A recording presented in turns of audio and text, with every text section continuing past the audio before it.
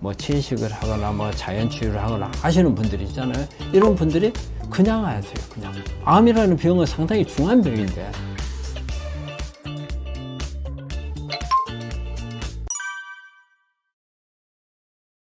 너무 민감한 부분들이 있어요.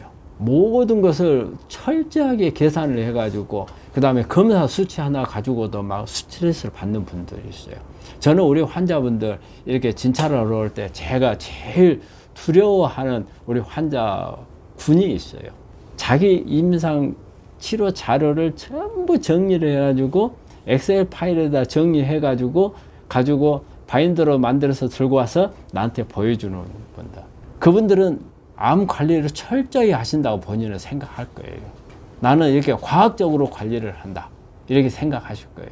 그런데 거기에 꼭 들어가서는 안 될 부분이 하나 있어요. 이 부분에 대해서 너무 민감하시면 안 돼요. 이것 때문에 스트레스를 받아서는 안 돼요.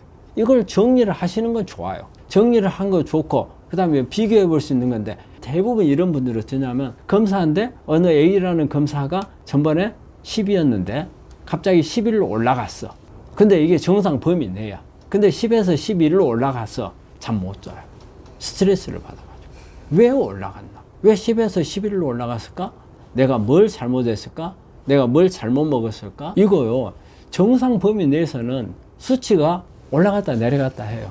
근데 이런 분들은 거기에 대해서 아주 민감해요. 그래서 저는 제일 두려워하는 분들이 자기 자료를 바인드에 넣어갖고 오는 분들이 제일 겁이 나요. 근데 왜 겁이 나느냐? 이런 분들 치료하기가 더 어려워요. 치료가 더 잘 안 됩니다. 우리가 체계적으로 하는 건 맞아요.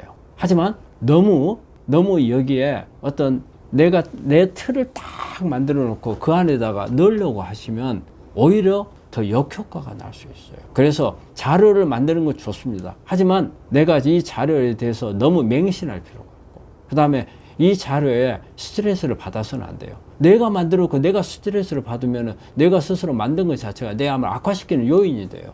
그렇게 만들어 가지고 스트레스를 받을 것 같으면 만들지 마세요. 왜 만들어요? 근데 우리 환자분들이 이거 만드는 분들이 되게 소심한 성격인 분들이에요. 소심한 성격인 분들은 대담성이 별로 없으니까 스트레스를 잘 받아요. 그 스트레스가 내 면역을 떨쳐요. 이 바인더를 만들고 있는 동안에도 스트레스 때문에 면역이 떨어지거든요. 그래서 오히려 안 좋아요. 그리고 또 제가 이제 우리 환자분들 이런 이야기해요. 정리정돈 잘 하지 말라고 그래요. 정리정돈 잘 하라는 게 아니고 하지 말라는 거예요. 정리정돈 잘하는 사람들이요 스트레스 되게 많아요. 정리가 안 돼 있으면 짜증이 나요. 스트레스를 받아요. 덜렁덜렁 해야 돼요. 제가 우리 환자분들하고 여기 상담하다 보면은 우리 가만히 앉아서 마주보고 있으면요 이거 물건 하나 각을 맞추는 분들이 있어요. 저는 그게 제일 싫어요. 제가 흐트러 놔요. 근데 그분들은 또 각 또 맞춰요. 그래서 그렇게 이게 소심한 성격들, 약간 우리 강박관념처럼 이런 부분들이 있는 부분들도 아주 안 좋습니다. 그래서 암을 일단 앓고 난 후에 재발 전이를 이게 막는 방법에 있어서는 제가 분류를 3가지로 말씀을 드렸지만 아주 등한시한 분, 그 다음에 이렇게 분석을 하지만 자기 틀에서 못 벗어나는 부분들, 그 다음에 너무 이제 또 하는 분들 다 그렇게 좋은 건 아니거든요.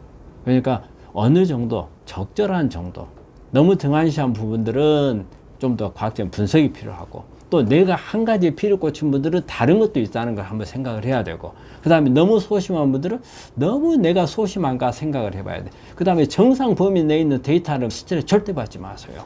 그래서 이런 부분들을 좀 고쳐야 될 거라고 생각합니다. 예전에는 그런 방법들이 많이 없었는데 요즘에는 많은 방법들이 있어요.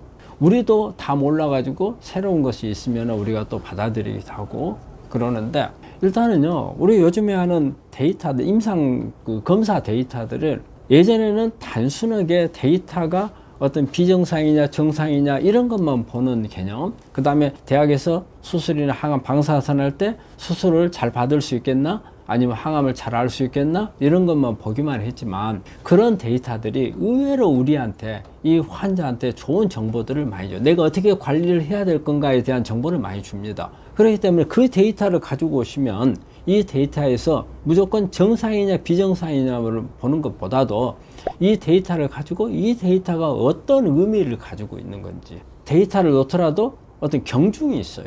어떤 데이터는 아주 중점적으로 봐야 되는 것, 그리고 어떤 데이터는 그냥 가볍게 넘어갈 수도 있는 비정상으로 넘어가더라도 이거는 별게 아닙니다 하고 넘어갔던 부분들이 요즘에 보면 되게 우리가 비정상이라고 나온 부분이지만 우리 실제적으로 생리적으로 큰 영향을 안 주고 질병에 영향을 안 주는 거지만 이게 내 몸 안에 있는 환경에 대한 영향이라든지 내 생리적 변화라든지 이런 부분들에 정보를 줄 수가 있어요. 그래서 요즘에는 이런 부분들을 이렇게 좀 세밀하게 분석을 하는 것들이 많이 있거든요. 그래서 그런 부분들을 가지고 오시면 그런 부분들을 분석을 해서 내가 어떤 부분으로 고쳐야 될 건지 이런 부분들을 할 수가 있고요. 그리고 내 몸의 산성화라든지 산성화 되는 것도 다 검사가 다 됩니다. 그리고 내 몸에서 대사 중에서 우리가 암 환자들한테 특히 지방 같은 거 함부로 먹지 말라 하잖아요. 그 다음에 탄수화물이라든지 그러면 내가 지방을 많이 먹어도 될 타입인지 먹으면 안 될 타입인지 이런 것도 데이터를 분석을 하면은 나와요. 그리고 또 내가 음식을 과식을 하고 있는 건지 안 하고 있는 건지 이런 것도 우리가 데이터를 보면 나오고 그리고 우리가 간도 해독이 잘 되고 있는지 안 되고 있는지 이런 부분들도 나와요. 여러분들이 특히 이렇게 내 몸 관리를 하기 위해서 뭐 채식을 하거나 뭐 자연치유를 하거나 하시는 분들이 있잖아요. 이런 분들이 그냥 하세요. 그냥 암이라는 병은 상당히 중한 병인데 하는 거를 보면은 저게 너무 원시적으로 한다는 생각.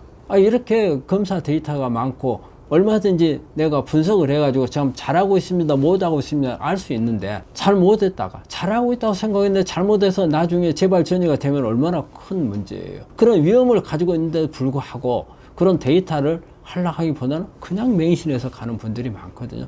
근데 요즘에는요 우리 몸에 활성산소가 얼마나 많이 만들어지는지 항산화가 얼마나 되는 건지 비타민이라든지 영양분이 얼마나 부족하고 그 다음에 중요한 미네랄이 어떻게 되는 건지 심지어는 내 머릿속에 이 사람이 스트레스를 어떻게 받고 있는 건지 그 다음에 우리가 수면이라든지 뇌파라든지를 봐가지고서 수면도 어느 정도 잘 하고 있는지 못하는 거지 거의 모든 것을 검사를 다 하고 또 유전자 검사를 하게 되면 내 암을 어떤 유전자들이 나와가지고 사고를 치고 있는 건지 이런 부분들이라든지 요즘에는 아직도 암 중에서 아주 다는 검사가 안 되죠. 하지만은 예전에 비해서는 많은 발전을 했어요.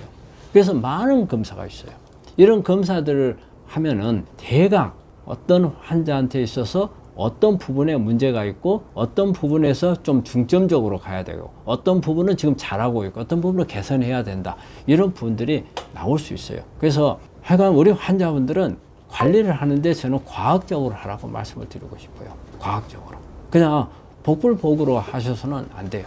복불복으로 해서 잘 길을 갔으면은 좋아요. 근데 내 길 찾기가 그렇게 쉽지 않단 말이에요. 암 치료의 길이 눈에 다 보이질 않아요. 그래서 우리가 암이 무서운 것 중에 하나가 보면은 암이 앞으로 내가 어떻게 될지 예측하기 어려워서 그래요. 눈에 안 보여요. 그러면 내가 불을 켜가지고 후레쉬를 켜서 한번 들여다보고 이게 다 뭐냐면 후레쉬를 켜서 하는 게 내 자신 파악하는 거예요. 그래서 그런 부분들이 꼭 병행을 하셔야 된다. 무조건 누가 한다는 해서 따라간다는 거 정말 그거는 피하셔야 돼. 그래서 저 사람하고 나하고 틀리다. 내가 어디에 있는 위치에 있는지 그 꼭 검사를 하셔가지고 어떤 치료를 하더라도 그래. 자연치료 하시더라도 그렇고 어떤 내가 어떤 통합의학적인 치료를 한다 하는 것도 그렇고 그 다음에 대학에서 팔로우 해가는 이런 것도 마찬가지로 그런 부분들이 꼭 필요합니다.